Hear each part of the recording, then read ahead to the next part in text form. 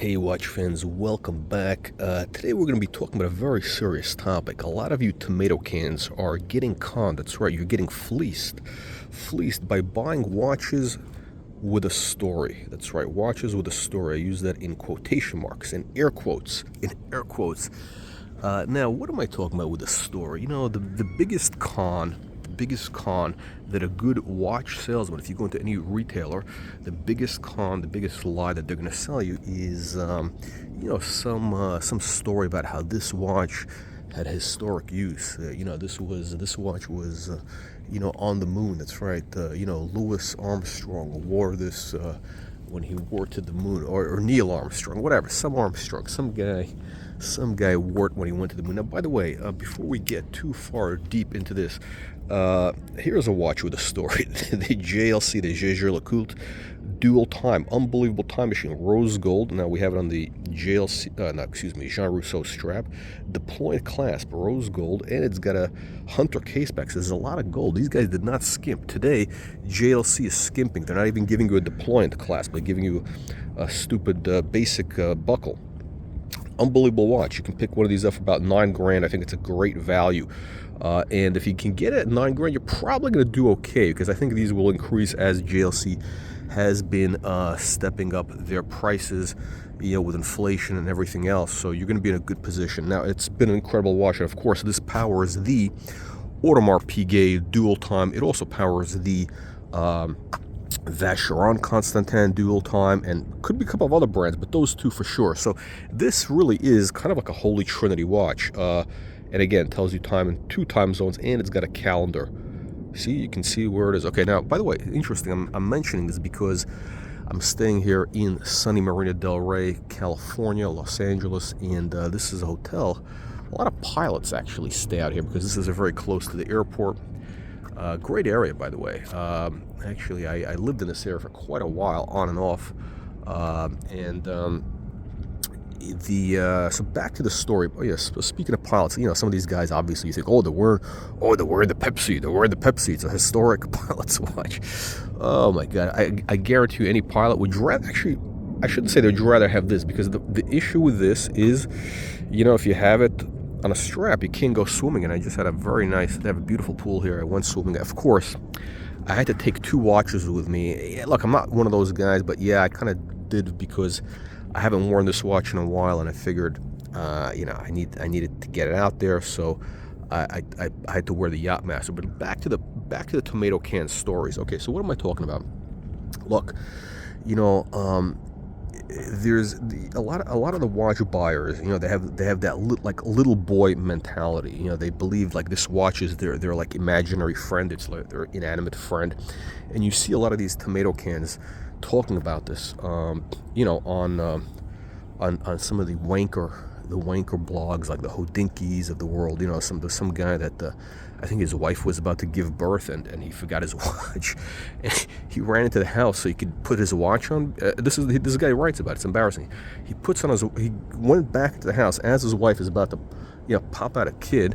Instead of driving her to the hospital, he got to go back to put on his watch so that he could wear the watch while his wife gave birth, and then pass it down to his kid. So they have and then he'll have a story to tell. Who gives a flying about the story? But I have to watch my language, because apparently these YouTube censors, they don't like it, and they penalize you. So anyway, so this wanker, this is probably one of these guys who's going to be in there with the room while his wife is giving birth, which is really it's kind of disgusting. That's a private thing women should do alone. That's my opinion. You don't want. There's some things that should be left to the imagination. You don't need to be there. Okay, you really don't. And if your wife insists on it, then you probably there's something wrong with her. And I guarantee you that she's going to dump you and take the kid that she pops out. Anyway, back to the story. So this guy needs a story, right? Or these other wankers who say, "Oh yeah, I'm going to wear this watch and take it on me on adventures."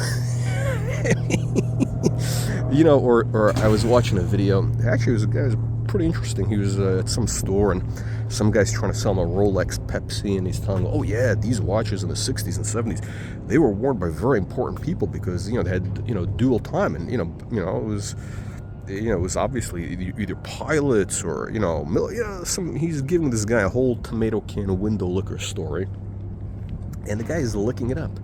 He's licking it up. He's licking it up like he licks the windows at Rolex retailers, right? Look, watches do not have a story, okay? They don't have a story. I'm sorry to tell you this. There's another guy who's, like a very respectable guy, Australian collector. He had a video. He was selling his collection through Sotheby's and saying, "Oh yeah, this watch. Can you imagine that? In 1953, there was a dive expedition, and they found the biggest bar of gold or some biggest gold find in history. And this watch, this Rolex, was just inches because." One of those divers actually had it on. Well, yeah, that's kind of interesting. I get it, but it's bullshit, okay? It's something you put in an auction catalog. It's something that Christie's or Sotheby's puts in an auction catalog, Phillips, to just, get the tomato cans, get those tomato cans all, ripe for the picking, because it's a grift, okay? The provenance of the watch, the backstory means zero, okay? Let me tell you something. You want a story? Why don't you go to Rome, okay? Why don't you go to Rome, go to the Palatine Hill, kick around, under all the arches, the ruins there, go to the Colosseum, and I guarantee you, any of those rocks has a story. You pick up a rock, you pick up a pebble, and you can always say that, hey, you know what? The Caesar actually touched this pebble. Could you imagine this? 2,000 years ago, Julius Caesar actually touched this pebble. I mean, listen, you go into the desert, okay? You pick up any rock, and you know what? That rock it's very possible that rock could have been actually in that position for a million years. Very possible, until you moved it. I mean, yeah, if you go into a remote area, I absolutely, because look, there was water there, right? That area was covered by ocean. Could be a couple million years back. Who knows? I don't know. I wasn't there. Nobody really knows. These scientists can't tell you. Nobody can tell you. So the story stuff is a bunch of bullshit, okay? Inanimate objects, and by the way, these are machine-made, mass-produced objects, okay? I don't care if it's Rolex, it was low production. It was production, okay? It was always designed to be produced in volume. And you know what? Believe me, the reason why there are few watches in certain models is because, nobody was buying them. It doesn't mean that it doesn't make it any more special, okay? Believe me, if Rolex was able to sell 1 million watches in 1961, they would have sold 1 million watches in 1961, okay? So it's nothing, this is not some sort of like limited edition, it's special. No, it's just, these are mass-produced goods. It's mass-produced goods, just like that Chevy truck is a mass-produced good, okay? That Chevy truck, I don't know, maybe 80 years from now, that's going to be a collectible. I mean, those old Chevy trucks from the 40s and 50s are collectibles, right? So why not? But in reality, in the world of reality, okay, and I'm talking about reality, these things mean absolutely nothing. So, don't be a tomato can or window licker. Don't get sucked into this bullshit about stories and provenance. Okay, that is just a romantic tale. It's just a romantic tale that salesmen use to hook you in, to reel you in, okay? Listen, we've all been suckers for it. I've fallen for things like that. I mean, I know in the back of my head it's a bunch of bullshit, but it's good. Listen, when I was in the art business, the provenance, where the painting came from, the backstory, like which collections it's been, it's kind of important only because, for, let's say, authenticity purposes, you want to know, okay, it was owned by, I don't know, a guy who's a renowned collector. So the odds are it's less likely that it's a fugazi, especially if you're talking about like unsigned paintings, like old master paintings.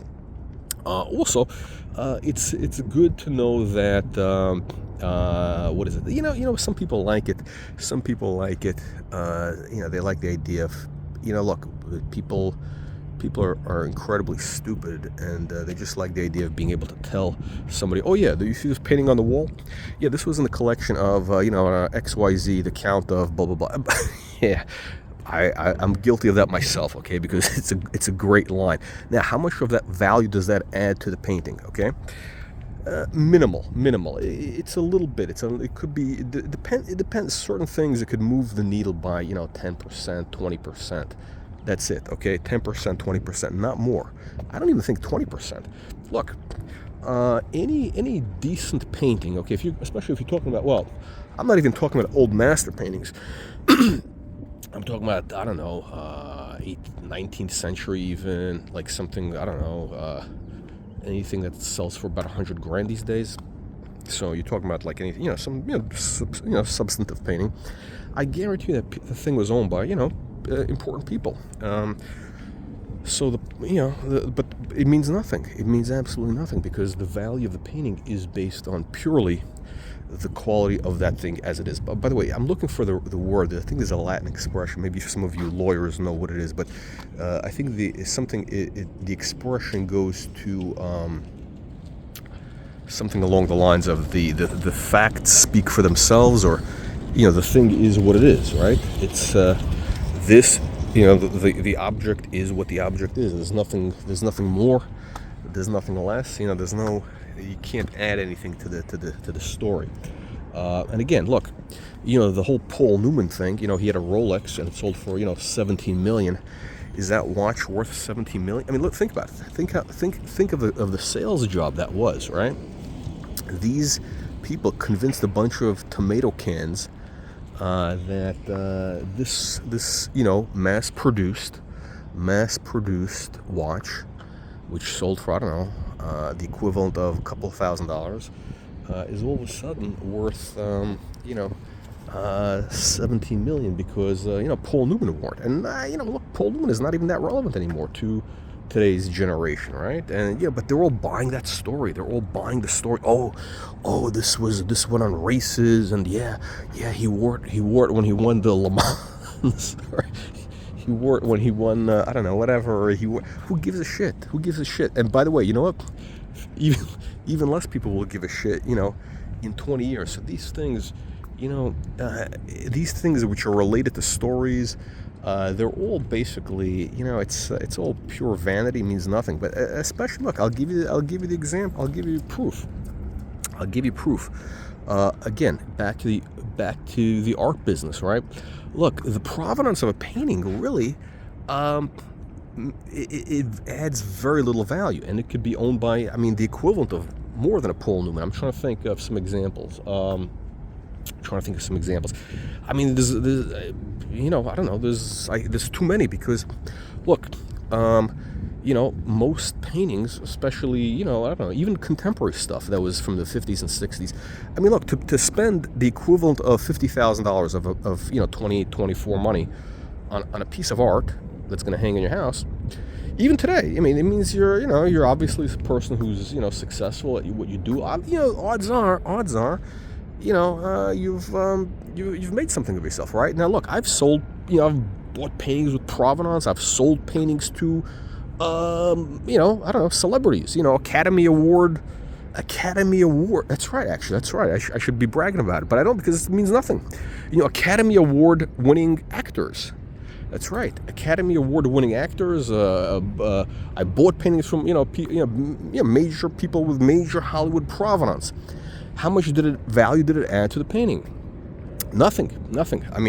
Zero. I bought a painting from actually many when I was out in LA. Paintings from Hollywood people, and I could. By the way, and I did use that. I absolutely did use that in the pitch when I was selling it. I said, this came from the collection of blah blah blah.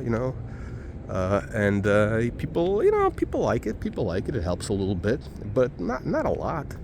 Why does it work for watches? You know why? Because watch collectors are stupid. They're stupid tomato cans. They're crayon eaters and window lickers. Again, look, I'm trying to think. What is the example? I'm going to come up with as an example. Okay, so let's say. Trying to think, was there a sale? I'm trying to give you a real life example, but let's say Andy Warhol, right? So a Warhol painting, right? If a Warhol painting was owned by, and again, the things which would be very interesting is anything that's owned by people from the 70s, even though that was not as good period, but piece from the 70s that was owned by like a, somebody from that, Studio 54 era, let's say. It was owned by, Halston. It was owned by Halston or whatever. That piece would get a premium of, let's call it 30%. 30% over, maybe even 50%, possibly double. It might sell for double if it was like, some sort of like superstar like that, just from hype, especially because likely it was a very good example. And now here's the thing, guys. You're talking about a one-off. You're talking about a one-of-a-kind, right? It's a painting is a one-off. It's not a mass-produced thing, even though Andy Warhol ran a factory, literally. He had guys doing most of the work. Even then, that I'm giving you a very, very kind of, unusual example. But yeah, and again, most art collectors are far more sophisticated than, you tomato can watch collectors. I'm 100%, okay? The serious art collector is like, that's like 10 levels above a watch collector, and like 15 levels above a guy who collects cars. It's just the way it is. It's much more intellectually sophisticated at every level. Anyway, let me know what you tomato cans think. Leave your vicious and nasty comments below, and I will see you all on the next one.